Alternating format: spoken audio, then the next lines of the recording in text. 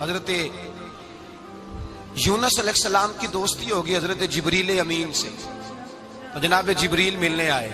حضرت یونس علیہ السلام فرمانے لگے جبریل میرا دل کرتا ہے مجھے اس بندے کی ملاقات کرا جو اللہ کا سب سے زیادہ عبادت گزار بندہ ہے۔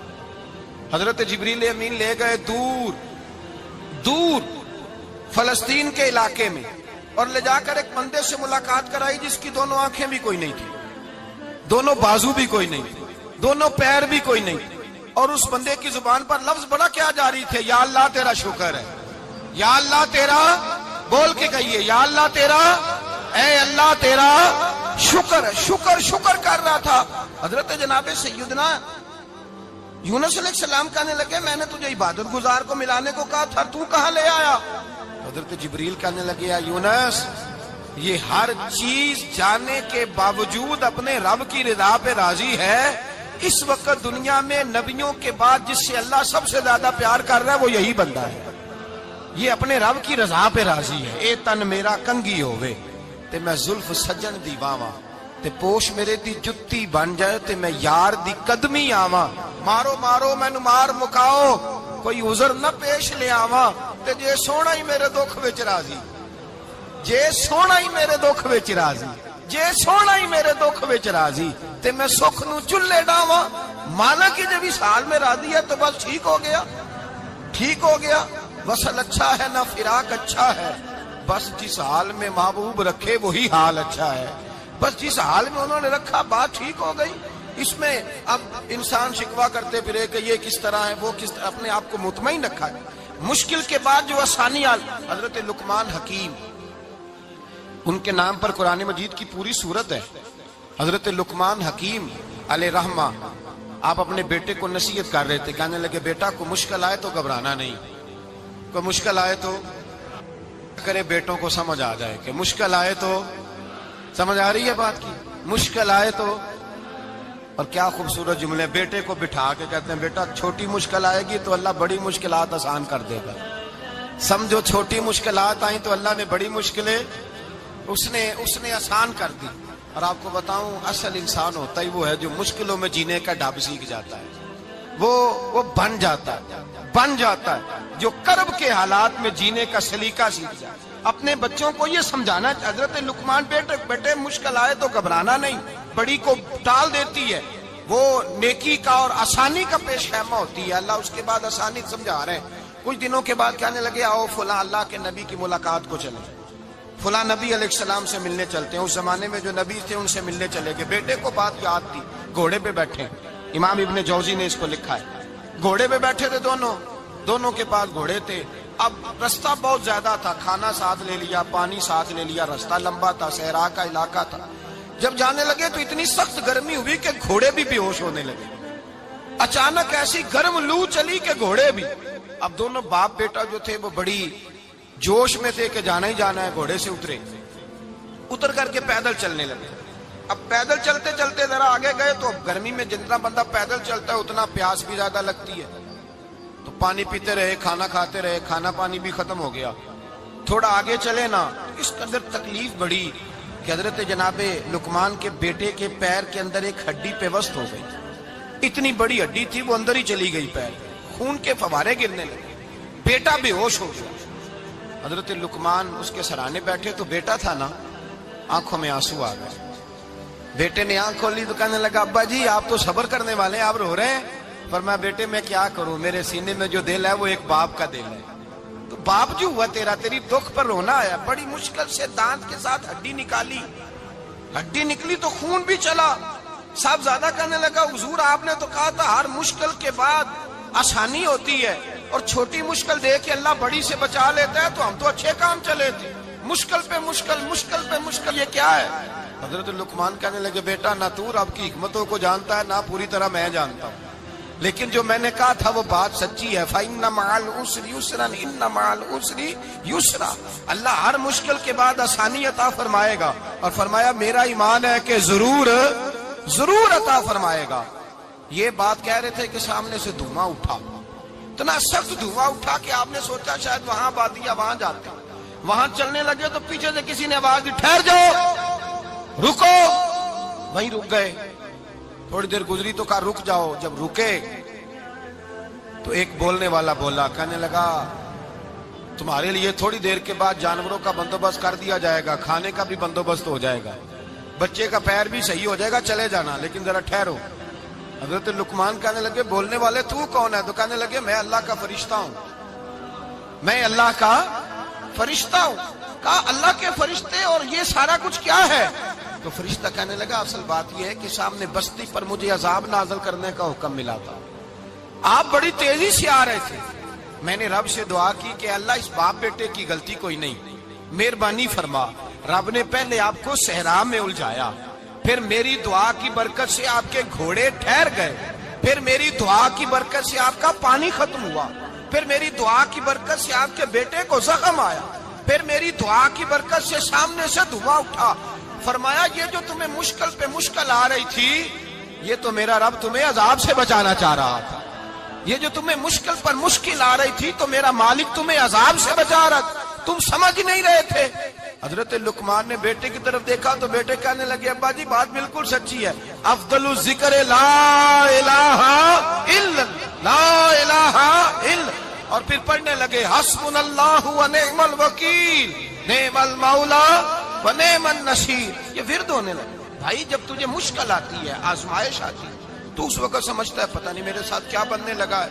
अल्लाह तबारक व तआला छोटी मुश्किल दे के तुझे बड़ी से महफूज रखता है, छोटी बीमारी दे के तुझे बड़ी से महफूज रखता है। बल्कि मैं एक दफा एक तकलीफ में, एक आजमाइश में मुब्तला हो गया, तो मैंने अपने हजरत से कहा कि हुजूर सारे दुख इकट्ठे ही आ गए, क्या किया जाए?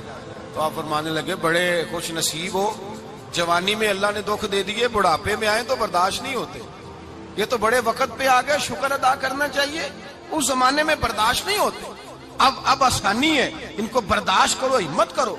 मेरे भाई याद रखें, आजमाइशें तकलीफें आपको बड़ा करने के लिए आती हैं। हम आजमाइश को बुरा जानते हैं, दुख को बुरा जानते हैं, दुख तो बड़े प्यारे होते हैं, ये रोने का सलीका सिखाते हैं, ये अल्लाह को मनाने का तरीका सिखाते हैं, ये मस्जिद में जाने का। वो जो सुखी बंदा है ना, सुखी, मुझे एक साहब कहने लगे दो किस्म के लोग मदीने से आते, मदीना शरीफ पूछने लगे, कहने लगे हजरत जी दो किस्म के बंदे हैं, कुछ वापस जाते हुए तड़प रहे हैं, कुछ तस्वीरें खींच रहे हैं रुखसती के वक्त, फर्क क्या है?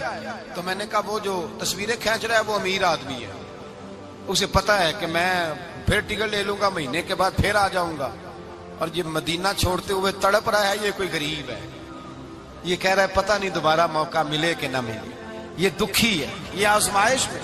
दुखी सुखी बंदा तो मक्के जाके नहीं रोता, वहां भी खड़ा है, डट के खड़ा, दुखी कोई नहीं तो रोए कैसे, रोए कैसे? दुखिए दी गल दुखिया ही जाने, दुखिए दी गल। ओ क्या खूबसूरत लफ्ज है मियां साहब की, और लफ्जों में हुसन देखे, कहने लगे दुखिए दी गल ए दुखिया ही जाने, ते सुखिए नू की खबरां, ते यार जिन्हां दे मौत ने मारे रोंदे नहीं तक तक कबरां। ये मुश्किल मरहला होता है, जब इंसान तकलीफ में होता है फिर उसे एहसास होता है, और तकलीफ वाले को ही तकलीफ वाले की तकलीफ का एहसास होता है। जब आपको अल्लाह मुश्किल देता है तो समझ ले रब आसानी देना चाह रहा है, जब तेज धूप आती है तो समझ ले अल्लाह गर्म हवा गुजार के ठंडी बारिश बरसाना चाह रहा है, और जब चारों तरफ से घुटन हो, पंजाबी में कहते हैं गुम्मा लग जाए, तो फिर सारे बोल के कहते हैं अब जो तूफान आएगा वो सख्त ही आएगा, इसलिए कि घुटन जितनी ज्यादा होती है फिर फजल भी उतना। हजरत नूह अलैहिस्सलाम की कौम को हजरत नूह अलैहिस्सलाम ने 1500 साल समझाया है, 15, कुछ लोगों ने 950 साल लिखा है ना, आला हजरत ने लिखा 1500 साल उम्र हुई हजरत नूह अलैहिस्सलाम। अल्लाह ताला बंदे को जल्दी सजा नहीं देता, बल्कि कुरान मजीद में एक जगह रब करीम इस तरह भी फरमाता है कि जब बंदे मुझे भूल जाते हैं तो मैं उनके लिए नेमतों के दरवाजे खोल देता हूं।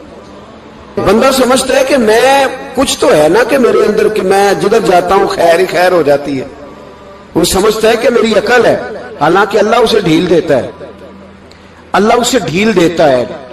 गुनाहों की सजा के 3 तरीके, एक है मुतनब्बे करना, तंबीह करता है अल्लाह, बंदा मुतनब्बे हो जाता है, ये अल्लाह का बहुत बड़ा एहसान होता है। एक होता है मोहलत देना, और एक तीसरा होता है अल्लाह खुफिया तदबीर करता है। थोड़ा सा समझिएगा, इंसान पर कोई आजमाइश आई, फौरन اس کی چھٹی اس نے کہا کہ وہ فلان جگہ غلطی کی تھی تب ایسا ہوا ہے. ہوتا ہے نا کئی دفعہ آواز آتی ہے نا اندر سے, چلیں بول دیں کچھ نہیں ہوتا آپ کو. اللہ جانتا ہے یہاں کوئی کچھ نہیں کہے گا آپ کو, اور ہماری تو ویڈیو بھی نہیں گھومتی, یعنی خبر بھی نہیں ہو کہ کس نے ہاں کر دی کس نے نہ کر دی. آپ بغیر ٹینشن کے بات چیت کریں, آج کچھ نہیں ہوتا ہے انشاءاللہ تعالی. آتی ہے اندر سے آواز.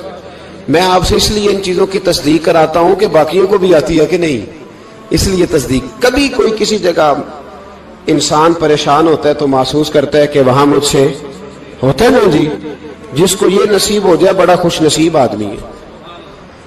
حضرت مولا علی فرماتے ہیں اگر تجھے دنیا میں سزا مل گئی تو بچ گیا ہے, سمجھ پھر اللہ کرم کرے گا, آخرت میں سزا نہیں دے گا.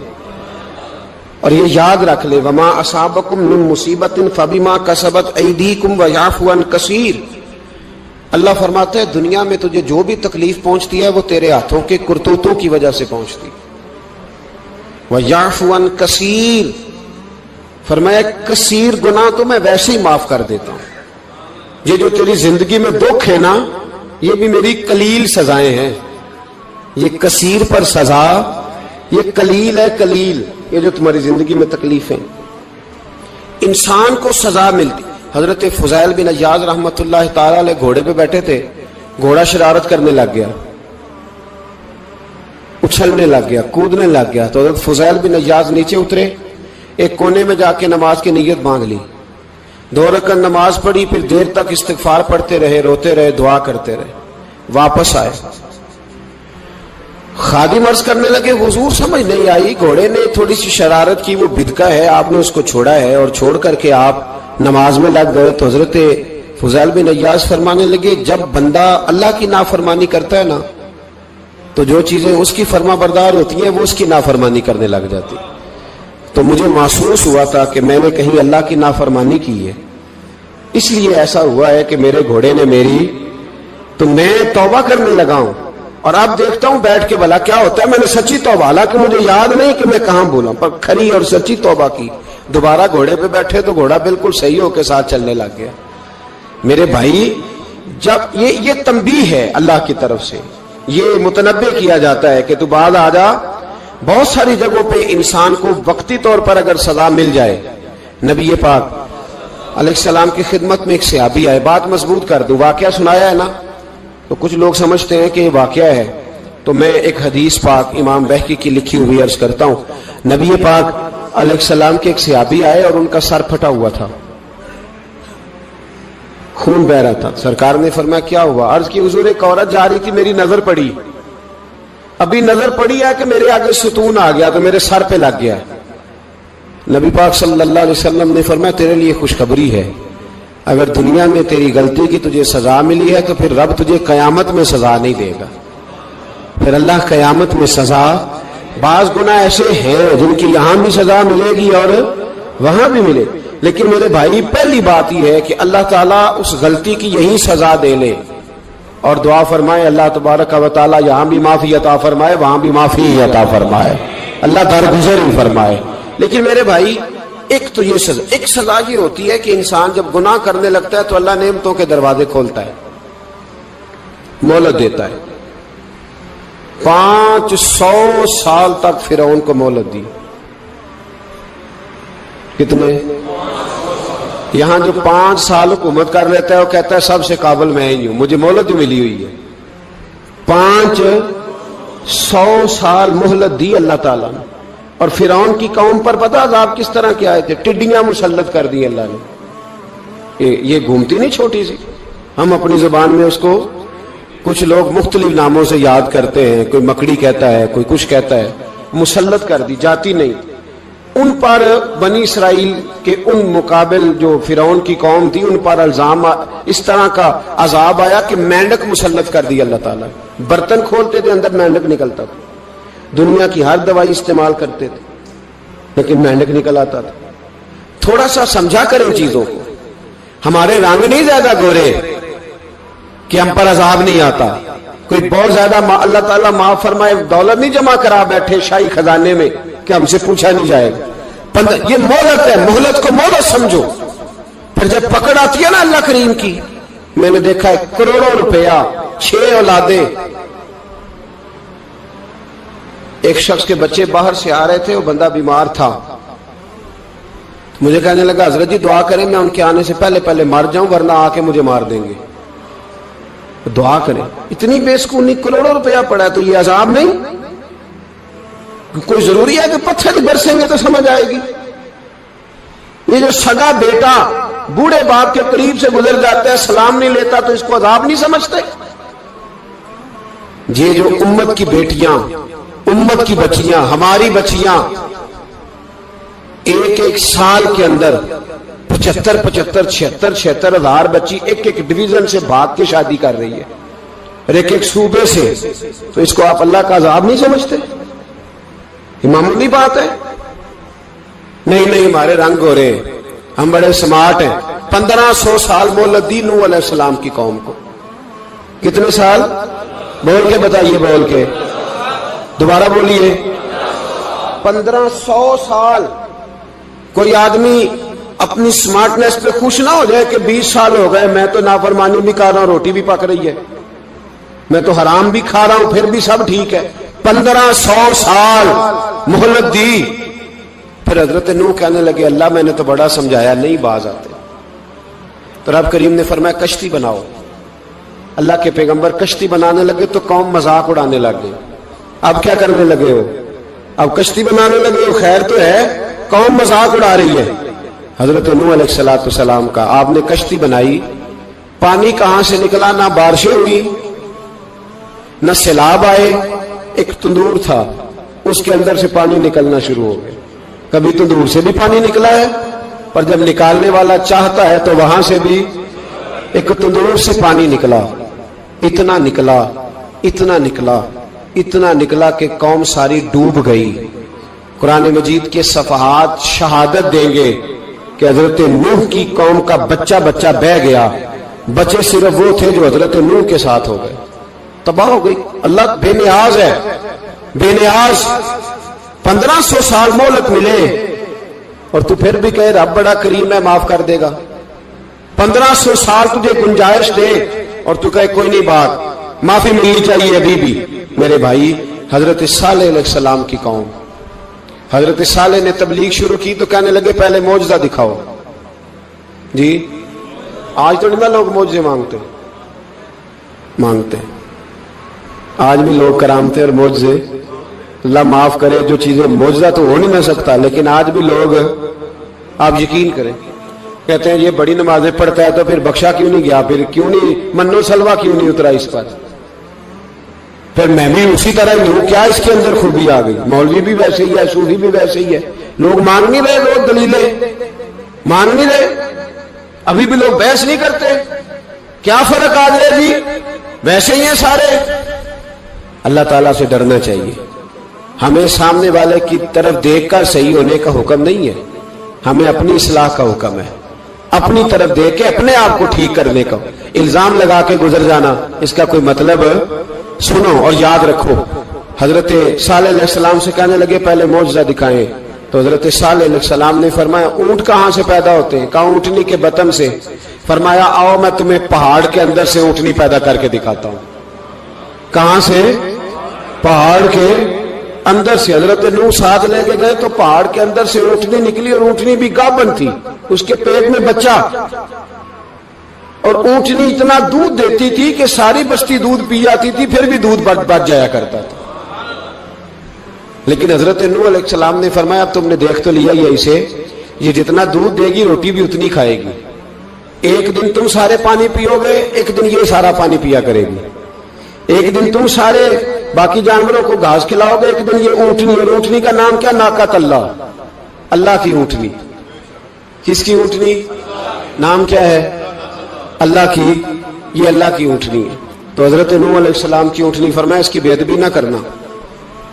باز نہیں آئے لوگ, باز نہیں آئے. کہنے لگا جی دودھ دینا تو ٹھیک ہے, پر یہ جو سارا پانی پی جاتی ہے نا, یہ صحیح نہیں. یہ جو ساری گھاس کھا جاتی ہے یہ نہیں تھی. دودھ دینا تو ٹھیک ہے, پر یہ نہیں صحیح. آپ نے فرمایا اسے کچھ نہ کہنا, اللہ کی اونٹنی ہے. میں کہا کرتا ہوں ان لوگوں نے ناقۃ اللہ کی بے ادبی کی. حضرت نوح علیہ السلام کی اونٹنی کی ٹانگیں کاٹ دی, صالح علیہ السلام کی. اور دیکھو اللہ بڑا بے نیاز ہے، اگر پیدا کرنا جانتا ہے تو حفاظت کرنی نہیں جانتا. لیکن رب کریم نے فرمایا نہ کرنا. انہوں نے ان کے پیر کاٹ دیے، کانوں پہ چھریاں لگائیں. اونٹنی جب مر گئی، اونٹنی اللہ تبارک و تعالیٰ کی وہ اونٹنی جب مر گئی تو حضرت صالح علیہ السلام کی قوم پر رب کریم نے زلزلہ بھیجا. اذا زلزلت الارض زلزالہا، جب زلزلے آئیں گے اور جب ان کا زلزلہ آنا زلزلہ آتا ہے نا، کیا کرتی ہے قوم؟ لا الہ الا اللہ، لا الہ الا اللہ، کلمے جاری ہو جاتے. بلکہ ایک دفعہ ایسا بھی ہوا کہ مسجدوں میں اعلان ہونے لگے زلزلہ آ رہا ہے. جو فجر کے لیے نہیں اٹھے زلزلے کے لیے وہ بھی اٹھ گئے. جن کا دعویٰ ہے نا میری سویرے آنکھ نہیں کھلتی، ان کی لگی نہیں کتنے گھنٹے، بعد میں بھی نہیں لگی. ٹی وی پہ اعلان ہوتے رہے کوئی نہیں آ رہا، سو جاؤ چپ کر کے. لیکن آنکھ لگی. موت سے تو ڈرتا ہے، اللہ سے ڈرتا ہی نہیں. موت کا خوف ہے، رب کا نہیں. زلزلہ آیا، ساری قوم تباہ ہو گئی. بتاؤ اگر ناقت اللہ کی گستاخی ہو تو اللہ ناراض ہو جاتا ہے، اور اگر اولیاء اللہ کی ہو، اگر اولیاء اللہ کی ہو تو رب ناراض نہیں ہوتا. شرم نہیں آتی لوگوں کو داتا صاحب کی بے ادبی کرتے، شرم نہیں آتی لوگوں کو غوث اعظم کی گستاخی کرتے، حیا نہیں آتی جنہوں نے دین پھیلایا ان کی بے ادبی. میں درد سے کہتا ہوں، رو کے کہتا ہوں، اور اگر کلیجہ پھٹ سکے تو میں دکھاؤں زخم کتنے. ایک حج کے موقع پر ایک بابا جی، اس سال 4,80,000 روپے کا پرائیویٹ حج تھا، اور بابا جی کی کیفیت کمزور تھی، بیچارے بیمار تھے. اس کے باوجود وہ گئے. بوڑھے آدمی، جا کے بیٹھیے، بزرگ، اور کتنی مشکل ہے وہاں مینا، مزدلفہ، عرفات، طواف زیارت. کتنا مشکل کام ہے طواف زیارت کرنا، طواف وداع کرنا. کس کٹھن سے حج کیا، بڑھاپے میں پیسے بھی لگائے. اور جب وہ روضہ رسول پہ گئے صلی اللہ، اور انہوں نے جا کے نبی پاک صلی اللہ علیہ وسلم کے روزے کی طرف منہ کر کے